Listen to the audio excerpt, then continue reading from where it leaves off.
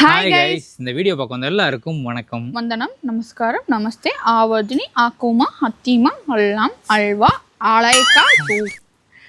இந்த வீடியோவில் என்ன பார்க்க போகிறோம் அப்படின்னா, லவ் ஸ்டோரியா அப்படின்னு கேட்டிங்க அப்படின்னா இல்லை, லைஃப் ஸ்டோரி.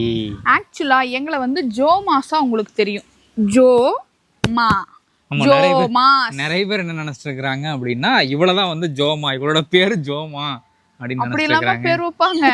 இவங்க பேர் வந்து ஜோசா ஆல்பர்ட், என்னோட பேர் வந்து மணிமேகலை. ரெண்டு பேர்த்தோட ஃபர்ஸ்ட் லெட்டர் எடுத்து நாங்களே கிரியேட்டிவிட்டி பண்றோம்னு சொல்லி ஒரு புரியாத மாதிரி ஒரு பேர் வச்சிட்டோம். அது வந்து சரி மாத்த வேண்டாம் அப்படின்னு சொல்லிட்டு ஜோமாஸ் ஜேர்னி அப்படிங்கறதுதான் எங்களோட சேனல் பேரு. நம்மளோட லவ் ஸ்டோரியை வந்து நீங்க பாக்குறதுக்கு முன்னாடி நாங்க யாருன்னு உங்களுக்கு முதல்ல தெரியணும். உனக்கு தெரியும் நீ ஒரு பொண்ணு, அவன் ஒரு பையன் அப்படின்னு. அப்படி கிடையாது. நாங்க வந்து யாரு, எங்களோட பேக்ரவுண்ட் என்ன, அதெல்லாம் தெரியணும் உங்களுக்கு. என்னோட சக்தி என்ன, சக்தியா? ஓ பேக்ரவுண்ட், ஆமா காமெடி பார்த்துக்கோங்க பேக்ரவுண்ட், அதனாலதான் பேக்ல திரும்பி பார்த்தா வேற ஒன்றும் கிடையாது. அதே மாதிரி நான் இந்த லவ் ஸ்டோரி ஆரம்பிக்கிறதுக்கு முன்னாடி சில பல டிஸ்க்ளைமர்கள் சொல்ல விரும்புகிறேன். சொந்தக்காரங்கள், தூரத்துறவுகள், நண்பர்கள் யார் நீங்கள் பார்த்துட்டு இருக்கீங்கனாலும் இந்த கதையை என்னோட வியூ என்னோட பார்வையில் நான் எப்படி பாதிக்கப்பட்டிருக்கேன் அப்படிங்கிறது தான் எனக்கு புரியுமே தவிர, இன்னொரு சைடு நீங்கள் நின்றுட்டு இருக்கும்போது உங்களோட சூழ்நிலை, நான் அழுதுகிட்டே வந்து அவங்களும் இதே சூழ்நிலை தானே இருப்பாங்களே அப்படின்னு சொல்லிட்டு உங்களை எட்டி பார்த்து உங்களோட சூழ்நிலையிலேருந்து என்னால் சொல்ல முடியாது. ஸோ என்னோட சூழ்நிலையில் நான் என்ன அனுபவப்பட்டனோ அதை நான் பொய் சொல்லாமல் ஒரு வார்த்தை கூட ஆட் பண்ணாமல் நான் சொல்லுவேன். அதுக்குனால நீங்கள் கோச்சிக்காதீங்க. அது என்னோட இதுலேருந்து நான் சொல்கிறேன். ரெண்டாவது, இந்த வீடியோ பார்க்குற யாருக்காவது வந்து இதெல்லாம் ஒரு கஷ்டமா, ஏமா இதெல்லாம் ஒரு கஷ்டம்னு நீ பேசுறியா, இதை விட நான் பல பேர் கஷ்டப்படுறாங்க, நாங்கள் இதை விட கஷ்டப்பட்டிருக்கோம் அப்படின்னு நீங்கள் சொன்னீங்கன்னா உண்மைதான். அது பொய்யெல்லாம் சொல்லிட முடியாது. ஒவ்வொருத்தவங்களுக்கு அவங்களுக்கு தனிப்பட்ட வாழ்க்கை அப்படிங்கிறது வந்து அவங்களோட ஒரு ஃபீலிங்ஸ் தான், அவங்களோட ஒரு எப்படி சொல்ற உணர்வு தானே. அதனால நீங்க வேற எதை வேணாலும் கிண்டல் பண்ணுங்க. இந்த நான் என்னோட கஷ்டம் அப்படின்னு ஒன்று சொல்றேன்னா அதுக்கு மரியாதை கொடுங்க. இது மட்டும் நான் ரெண்டும் கேட்டுக்க விரும்புறேன்.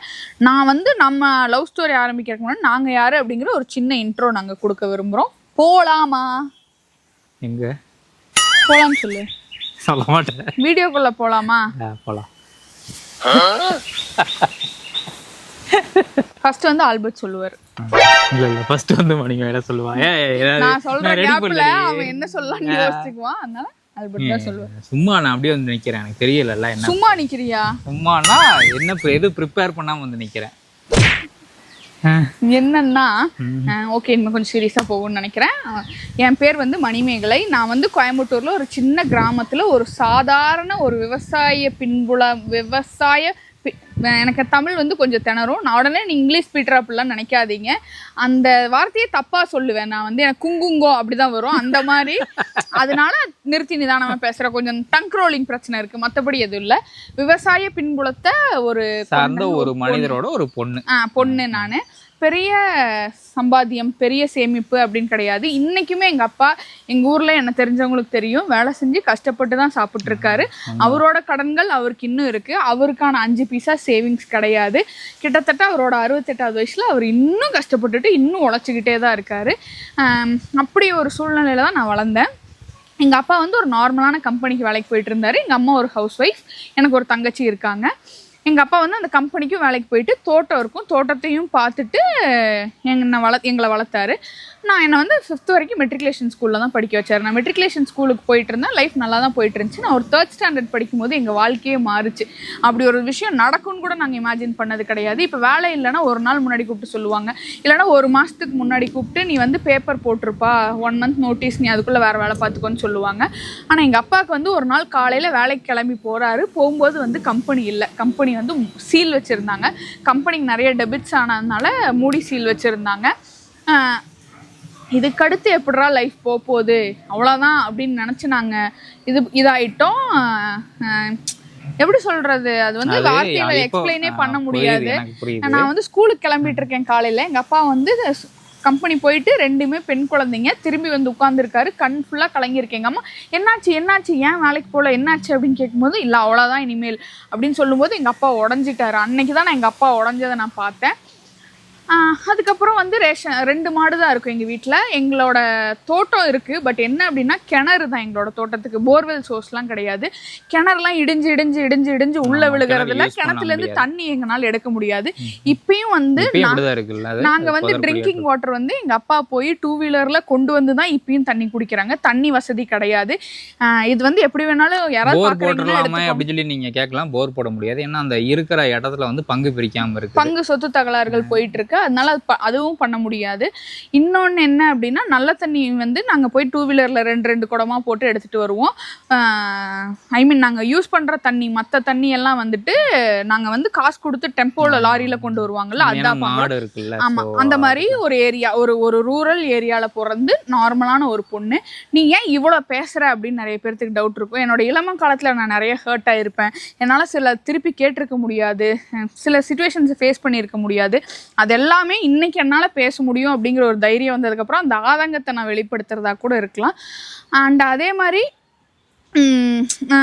ரேஷன் அரிசி வாங்கி சாப்பிட்ருக்கோம்.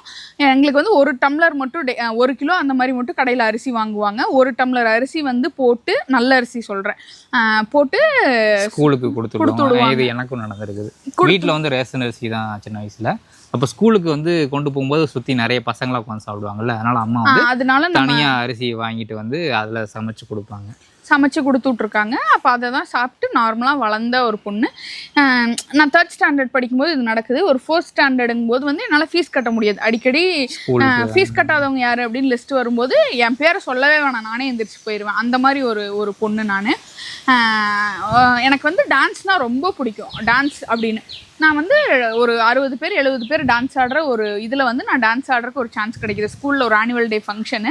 அப்போ வந்து ஒரு டீச்சர் இருக்காங்க, அவங்க வந்து எங்கள் ரிலேட்டிவ், கடையும் வச்சுருக்காங்க. அவங்க கடைக்கு வந்து எங்கள் அப்பா அடிக்கடி மளிகை ஜாமான் வாங்க போவார், கடன் சொல்லி தான் வாங்குவார்.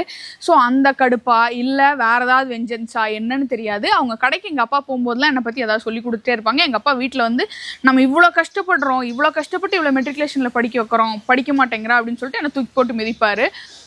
அந்த டீச்சர் வந்து நான் அந்த 60-70 பேர், நான் சொல்கிறது என்னடா வளர்றான்னு கூட இவங்களுக்கு தோணும். ஆனால் எனக்கு வந்து அந்த குழந்தை பருவத்தில் நடந்தது எப்படி சொல்கிறது அப்படின்னு தெரில.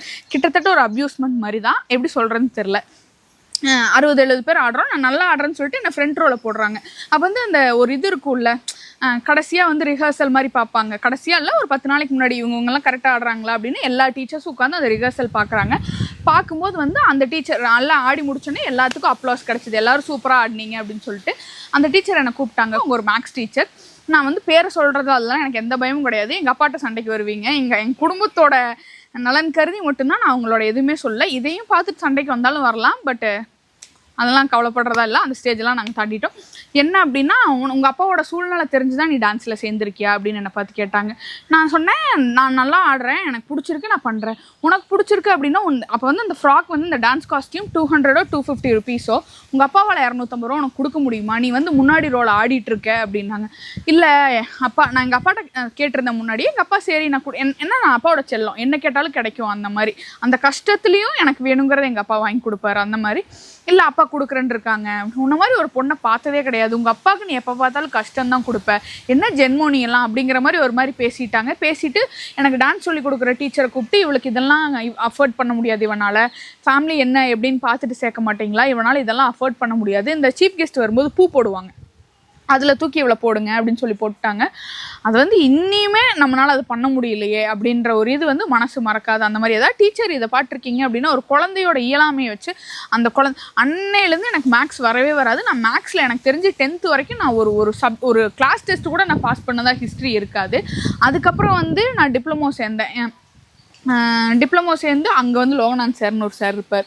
அவர் வந்து மேக்ஸோட கடவுள்னு சொல்லலாம். அப்போ தான் எனக்கு தெரியும், ஃபார்முலாவில் கை வச்சா தானாக வந்து ஆன்சரில் நிற்கும், மேக்ஸ் வந்து அவ்வளோ ஈஸியான ஒரு விஷயம் அப்படிங்கிறதே எனக்கு அன்னைக்கு தான் தெரியும். டீச்சர் அப்போ தான் தெரிஞ்சுது, எந்த குழந்தைக்குமே எதுவுமே வராதுன்னு கிடையவே கிடையாது. எல்லா குழந்தைக்குமே எல்லாமே சூப்பராக வரும். ஏன்னா நான் வந்து 10th பப்ளிக்லேயே ஜஸ்ட் பாஸுங்க, 39 மார்க்கு. காலேஜில் வந்து 72 மார்க் எடுக்கிறேங்க நான். எனக்கே ஷாக்காக இருக்குது, என்னடா நம்மளாது அப்படின்னு. அதனால எல்லா குழந்தைக்குமே எல்லாம் வரும், சொல்லிக் கொடுக்குற வாத்தியார் கையில் தான் இருக்குது அப்படின்னு அன்னைக்கு புரிஞ்சுது. அதுக்கப்புறம் நான் டிப்ளமோ சேர்ந்த போது தான் ஆல்பர்ட்டை மீட் பண்ணேன். டிப்ளமோ கிளாஸ்மேட் தான் ஆல்பர்ட். ஸோ அடுத்து என்ன நடந்துச்சு அப்படின்னு நம்ம தெரிஞ்சுக்கிறதுக்கு முன்னாடி ஆல்பர்ட்டோட கதையை கேட்கணும்ல. சொல்லுங்க ஆல்பர்ட், சொல்லுங்க.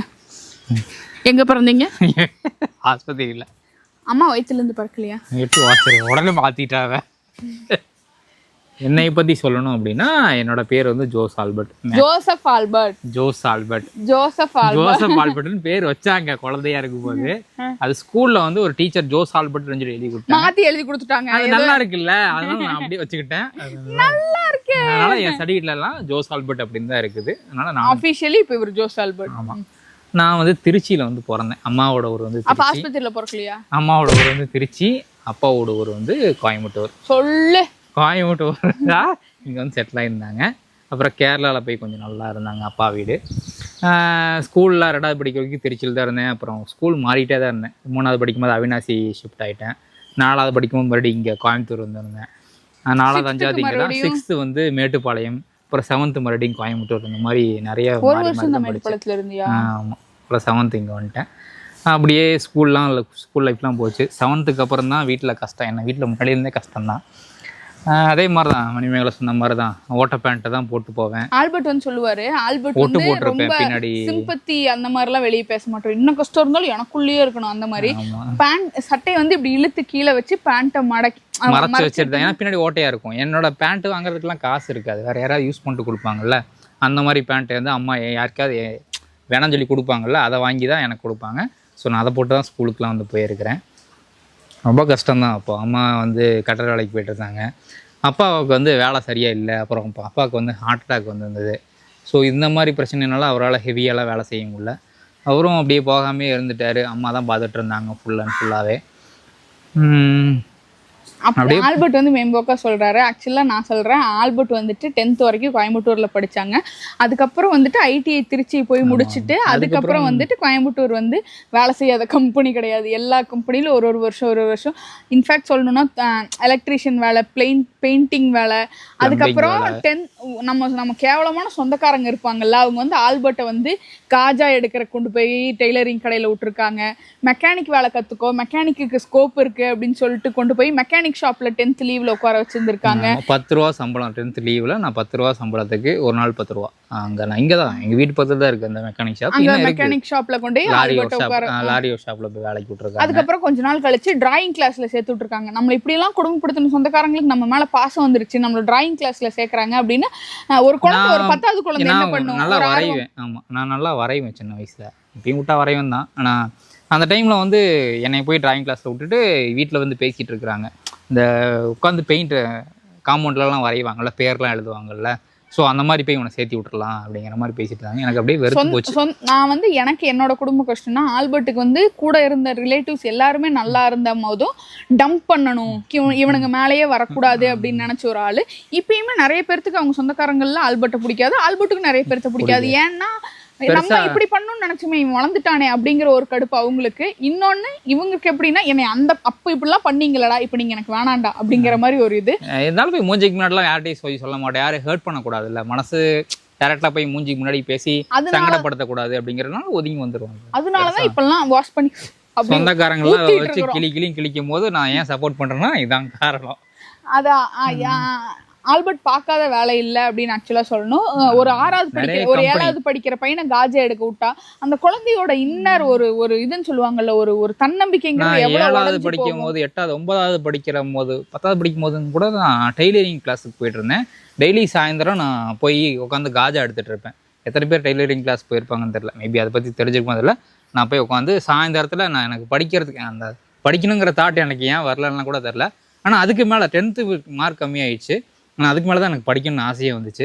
அதுக்கு மேலே நான் இது வரைக்கும் படித்தது எல்லாமே 80% மேலே தான் வச்சிருக்கிறேன். நான் கடைசி செமஸ்டர்ல நான் உன்னோட 1% அதிகம், 81%. ஆனால் எல்லா செமஸ்டர்லையும் நான் 80 வச்சிருப்பேன். கடைசி ஒரு செமஸ்டர் மட்டும் 81% வாங்கிட்டாங்க. அதை வந்து யாரு முன்னாடி வர்றாங்க காலம் முழுசும் கேட்பேன்னு நான் அன்னைக்கு நினைக்கல, இப்ப கேட்டிருக்கிறேன். யாரு முன்னாடி வராங்கங்கிறது முக்கியம் இல்ல, யாரு கடைசியா முன்னாடி வராங்கங்கிறது தான் முக்கியம். அதுக்கப்புறம் அதுக்கப்புறம் என்னாச்சு, ஆல்பர்ட் வந்து ஆக்சுவலா நீங்க என்ன அண்ணாவை பேசவே விட மாட்டேங்கிறீங்க, நீங்க பேசும்போது அண்ணா பொறுமையா கேட்டாரு, அண்ணா பேசும்போது நீங்க கரெக்ட் கரெக்ட் அப்படின்னு சொல்லி வருவீங்க. நீ வந்து ஒரு எரும மாடு, குட்டி சாத்தான், குரங்கு, இன்னும் கெட்ட வார்த்தை எல்லாம். ஆக்சுவலா அவரோட கதையை பேசும்போது அவர் ரொம்ப எமோஷனல் ஆவாரு. அதனால நான் கொஞ்சம் டைவர்ட் பண்ண ட்ரை பண்ணிட்டு இருக்கேன், மற்றபடி வேற எதுவும் கிடையாது மக்களே.